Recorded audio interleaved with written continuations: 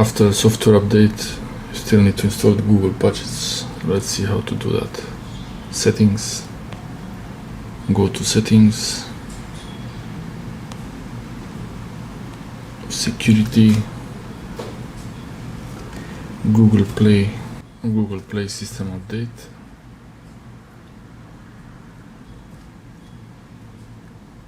For some reason these updates don't install automatically. The Google Play system update, I have to do them manually. If you know how to make these automatic, please write it in the comments below.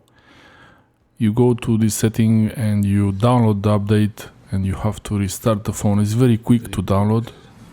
You might have to do this multiple times. The first time I did, I didn't know that it's not updating with the system. It's a separate update. There is the system update and then this Google Play Store update. And I had 3 or 4 updates, one after another. So you go and check again just to make sure. After the restart, you install the Play Store security update. Open it again and go to the settings. Open the settings up and into the security and Google Play system update again. You check, make sure there is no update here.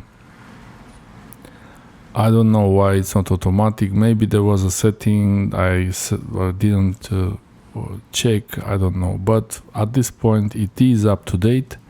The Google Play system update 1 August 2023 and Android system 13. Thanks for watching.